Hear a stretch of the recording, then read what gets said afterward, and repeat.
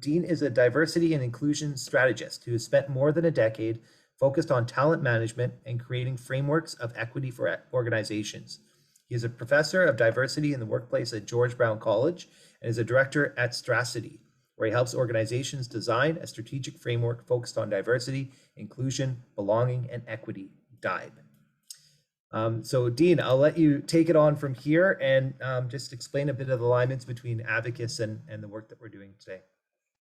Awesome. Well, listen, good morning, everyone. I'm so excited to be here today, and really excited just to hear all of the discussion that we've been having around, being focused on really breaking down systemic barriers for those who identify as Indigenous.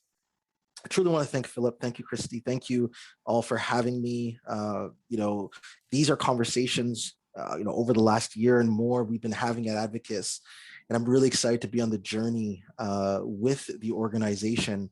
And I want to kind of also, start by first acknowledging the land that I'm on. I'm located actually around the city of Toronto, and this is the land of the land that we acknowledged, which would be of the Mississauga of the Credit, the Chippewa, the Haudenosaunee, the Seneca, the Wendat people. And I want to acknowledge their contributions as well.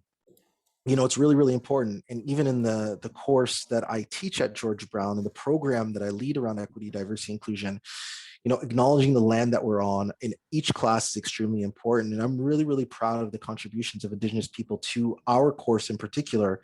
One exciting thing that's coming up at George Brown is that we are starting an Indigenous inclusion course around how we can promote Indigenous inclusion starting in November. And so I'm really excited about the work that we're doing.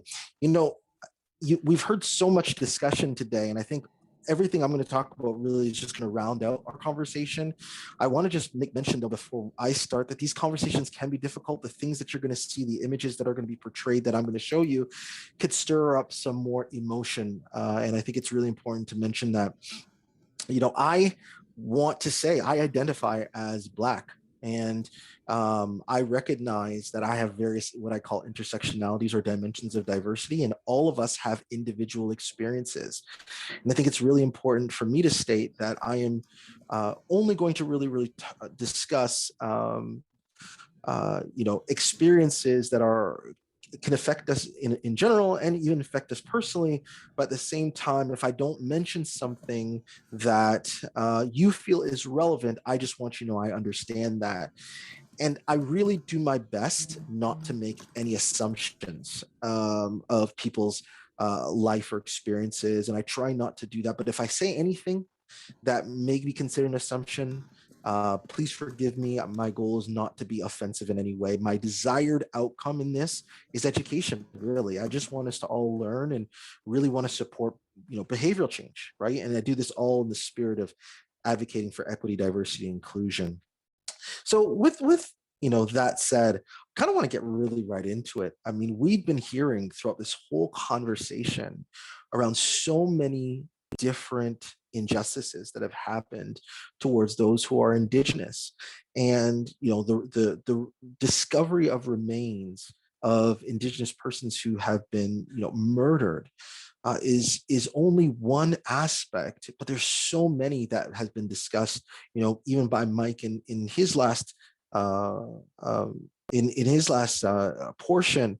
And I think it's really important that we acknowledge it. But one other thing that I think it's important is I think it's important that we share too. And here's what I'd like us to do. If you could open up your chat function, and I would really like us all to participate, because I think expression is so important, especially as it's a part of our learning. And I want to ask you all a question. What was one word describing how you were feeling after you heard of the recent discovery of the remains of Indigenous persons and even other situations, regarding racism and discrimination? If you could open your chat and just put one word that you feel really describes how you were feeling, we really would appreciate that. Look at these words: heartbroken, somber, sick, felt like you were punched in the gut.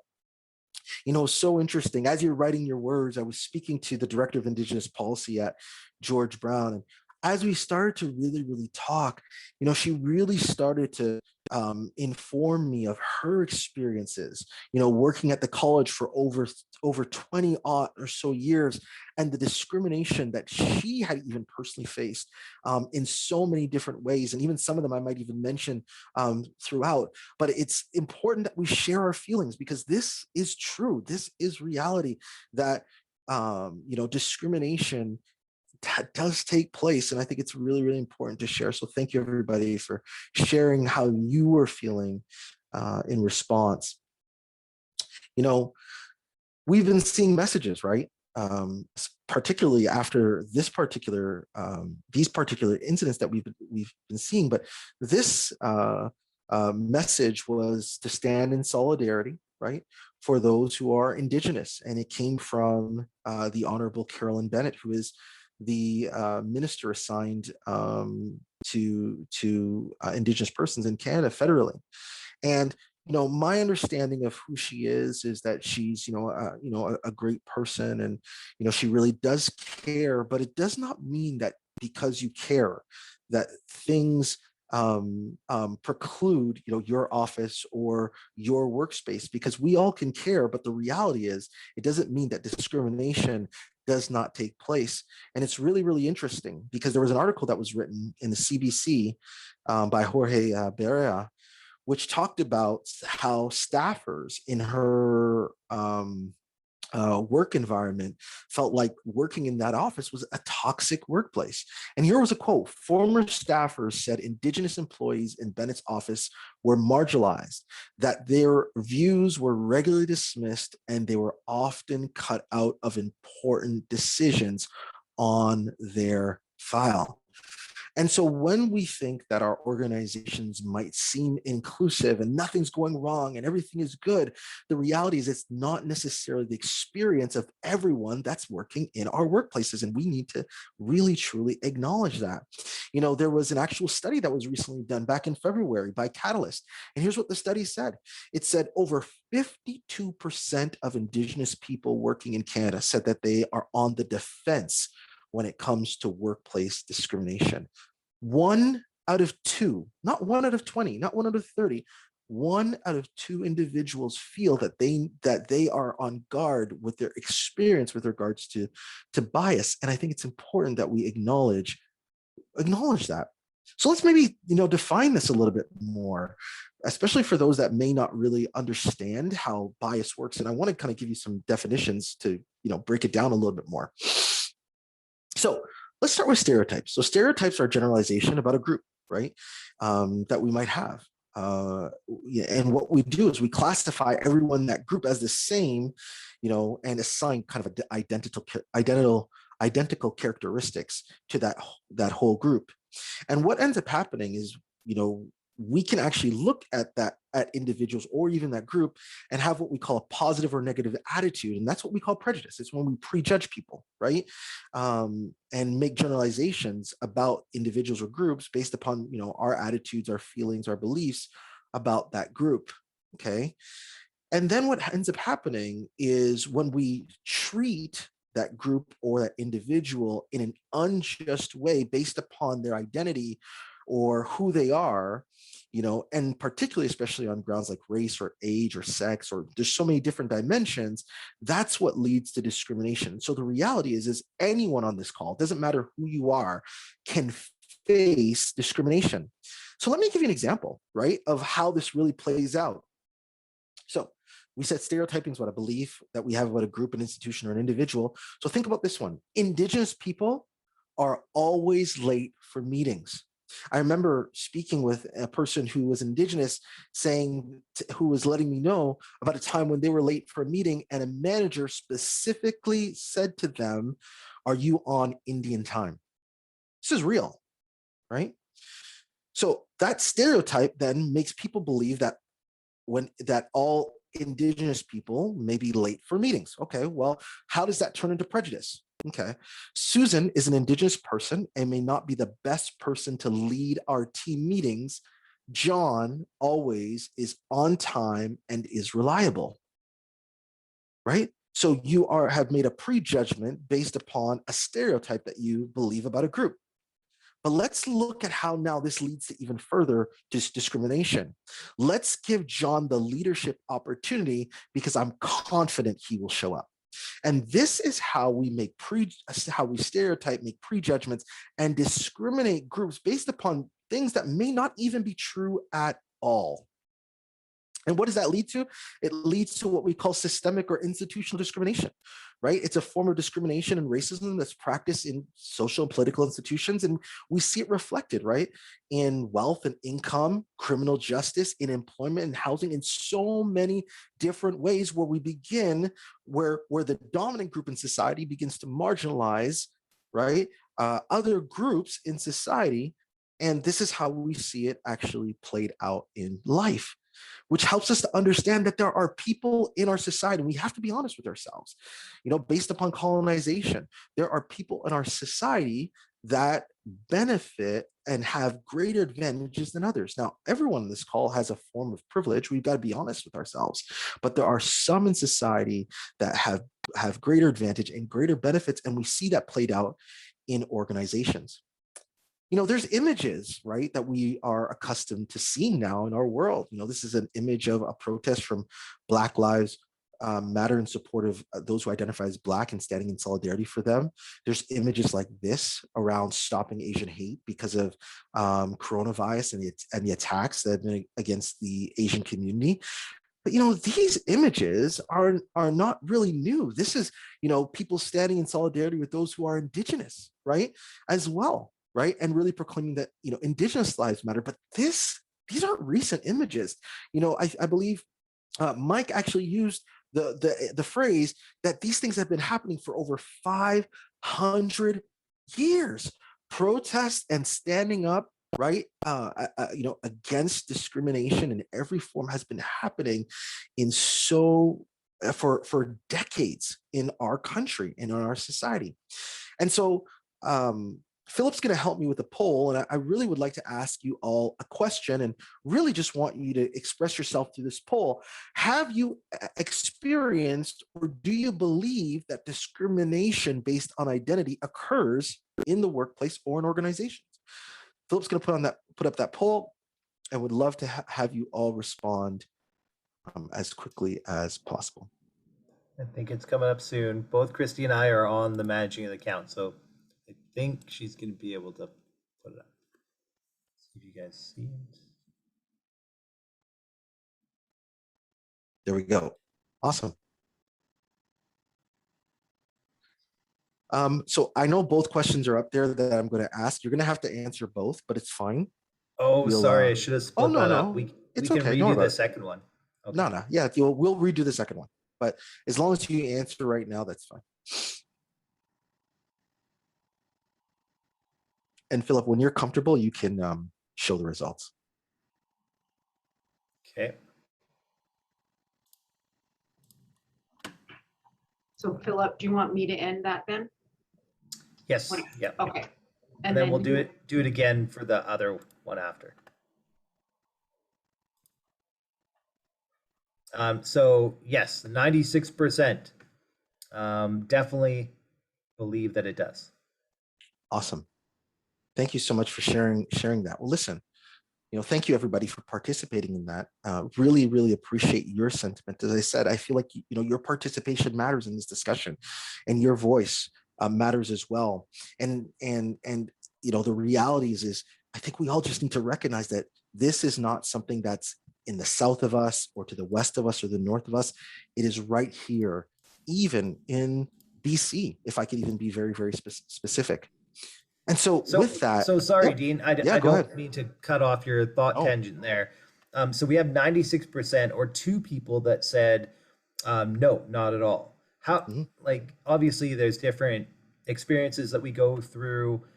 Like, how do you resolve or have a discussion around that? Does that lead to anything, or do you just leave that, okay, most people are agree with that statement? Or how do you, I think that digs to the deeper question of how do we actually move forward on a lot of these conversations and inclusivity and things. Like, it's not just, okay, the vast majority get vaccinated. It is this continual,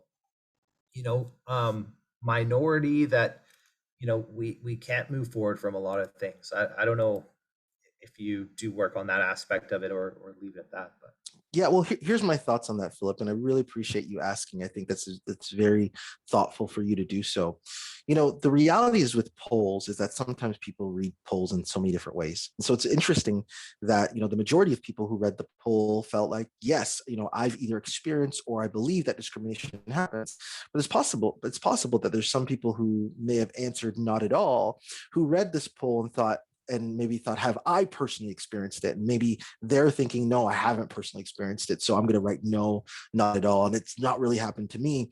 So it's really difficult to assess unless we actually speak to those individuals and find out what they really, really believe. But the one thing I will say is this, for those that I know, though, that in previous times have really expressed that they don't believe discrimination truly occurs. They've got their own perception of how they believe the world works and how the world is viewed.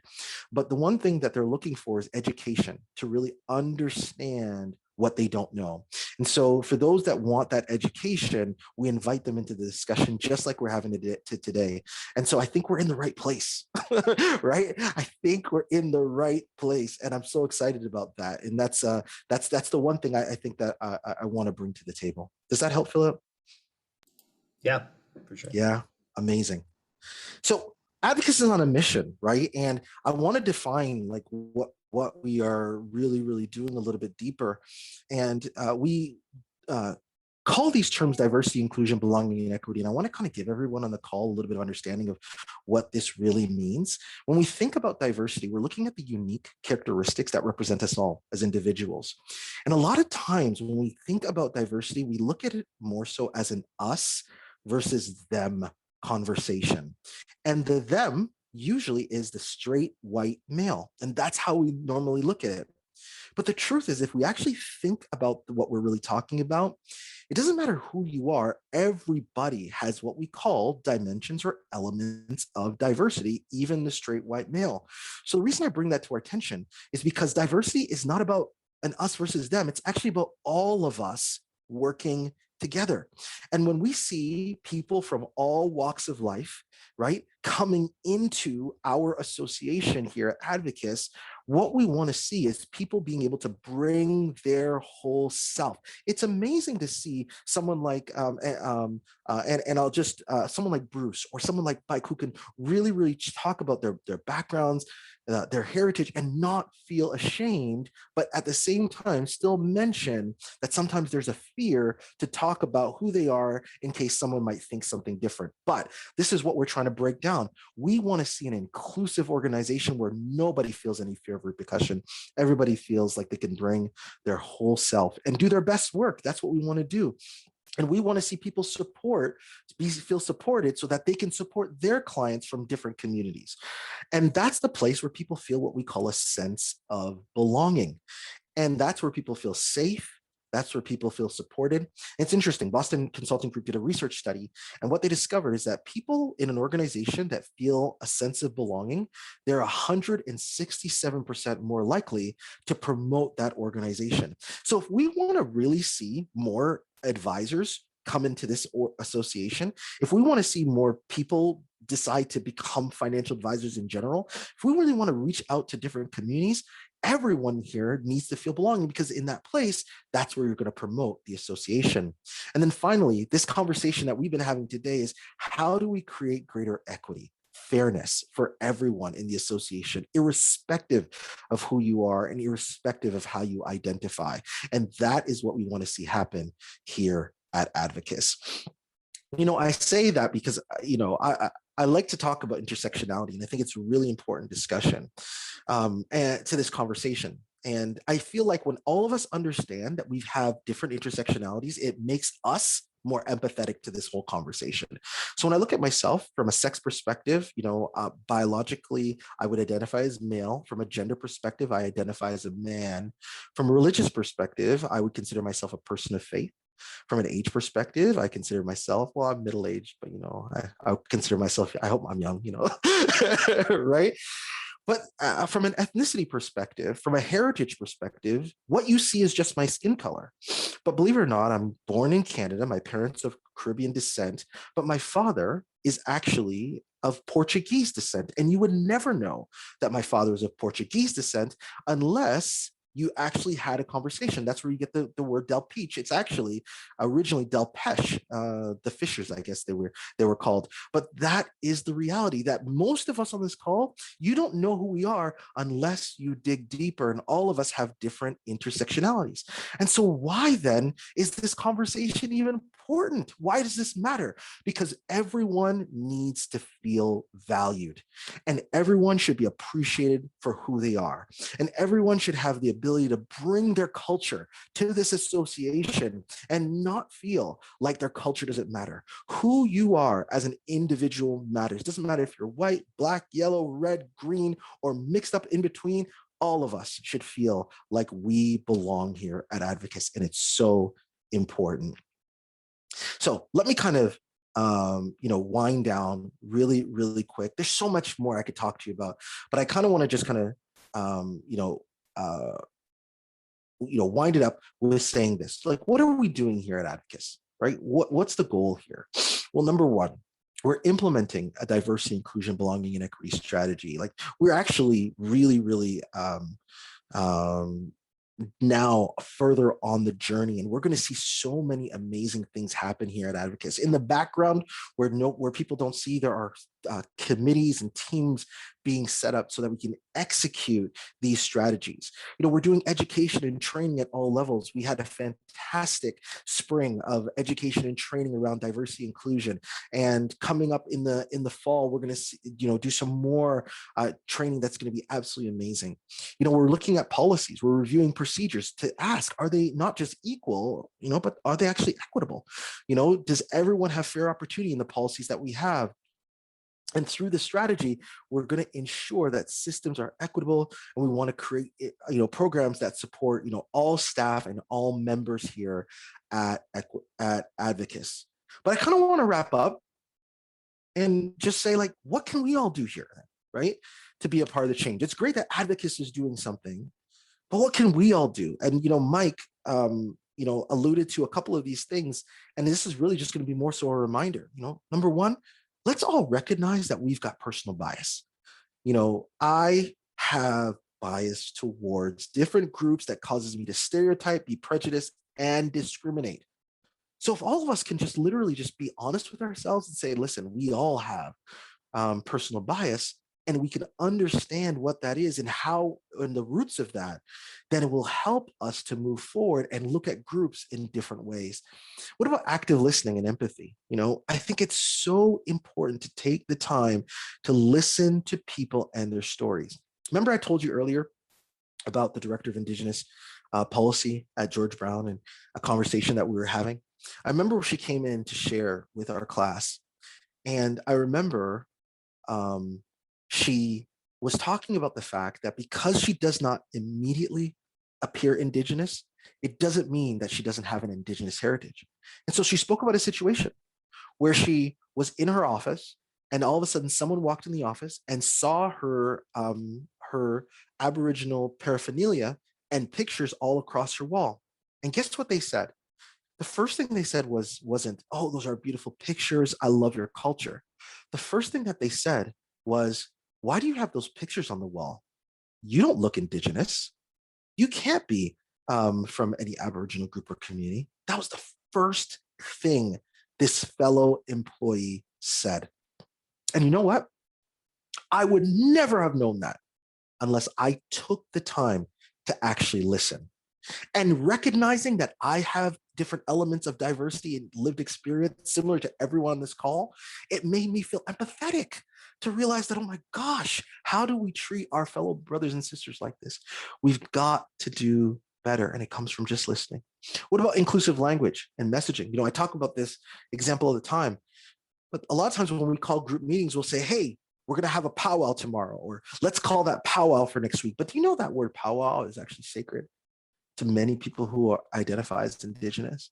And maybe that's just not the right word. So why don't we try to use words like, hey, we're just going to have a group meeting, right? Let's just try to make sure our words are inclusive and our messages are inclusive. And when we catch ourselves, let's make sure we're accountable. Because listen, we're not perfect. Remember, I started this whole conversation by saying, I'm not perfect, right? So I'm going to try not to make any assumptions. But if I do, I'm so sorry. I'm trying not to offend. None of us on this call are perfect. But what we need to do is have personal and group accountability. Whenever you hear yourself say something, do something, or even think something wrong, correct yourself and ask yourself, is what I'm thinking factual? Is what I'm saying really a truth? Or is it a myth? Or is it a generalization? Or is it a prejudice based upon a stereotype? And keep each other accountable. And how do I keep my fellow member accountable? If I hear my fellow member say something, maybe, right, with the right relationship, I can pull them aside and say, hey, listen, I'm working on, my messaging, and I heard you say something. It might not have been the right word to use. Let's work on it together, right? Keeping each other accountable. Each one of these could be like its own session, but I'm just kind of briefing real quick. And last, I'm going to say this, personal education. I think it's really important that we don't just wait for Philip and Christy to call a call. But I think it's important that before even this call even happens, for us to sit and learn, which I think is amazing. Why don't we try to personally just educate ourselves on topics that we think are important for us? Hey, listen, I would never know about the history of Indigenous persons unless I sat there with a book and actually took the time to study and read and look at articles and look at different things around the Indian Act and whatever it is, because I personally want to make sure I'm educated so I can try to understand what others are going through and be empathetic. And I want to encourage all of you that when you leave this call today, take some time to personally educate yourself on how we can move this discussion forward. And I end this with our final poll that Philip is going, or Christy is going to put up, which is really just asking a question. Yeah. Sorry, Dean, I was just going to say, I'll put it up again. Just remember that it is that we've already done the first question. So It's just the second question. Yeah, so just the second one. That's great. Thank you, Christy. Yeah, we'll just put up that second question. And if you could just answer, right? You might have to answer the first one as well, but if you could just answer, what is one tangible action that you're going to implement to improve equity and inclusion? What's something that you're personally going to do? And maybe, Dean, I can just take a moment while everyone's answering and tell a little story of, I attended one of your sessions through National, and prior to the session, we were sent something to complete. And it was, you had to answer questions, you were shown pictures, and you had to click really fast. And it would show whether you had a bias or not. And so, I thought, I don't have any biases. So, this is going to be great. I'll go through and do this. And lo and behold, it came up and said, I do have a slight bias. And when you and I were talking about doing this meeting, I said that to you. I said, at first I was quite upset because I didn't think I had a bias. And then it sat with me for a while and I realized, you know what, I do. And you said to me, Christy, everyone has biases. Yeah, absolutely. And thank you so much for sharing that. If we had more time, I would have loved to go through that exercise with everybody here. but it's just so true. All of us have bias. And so thanks for sharing that. Do we have the results there? We do. And the big one at the end there, Dean, is that 75% of people are committed to doing all of the above, which is pretty Amazing. Good. Amazing. Yeah. So that's just awesome. Listen, here's what's amazing, and I'm going to wrap it up by saying this. I just asked you to think about one thing that you would love to do to make changes. I'm one of those strong believers that just do one thing at a time to make the right changes. But I'm so impressed that all of you want to do as much as you can to make personal change. And I just want to say thank you. This is a celebration today of what we can achieve when we have these discussions. And so I wanted to just hand it back to Philip. Thank you so much for having me. Really appreciate it. Thanks, Dean. Really appreciate the time putting this together. And the work that you're doing with Abacus. I think to Mike's point, we need to know what to do, but we're actually a movement that is doing things. And although we can't be in the same room together, we've proven that we can be pretty nimble. And if we can force our membership organizations that we're part of, companies that sponsor us, to really care about these things, then we can make a difference. So thanks for the sharing, Dean. This was great to have you with us here today. We'll see you Thank very you. soon, and we hope it's first of many conversations for sure.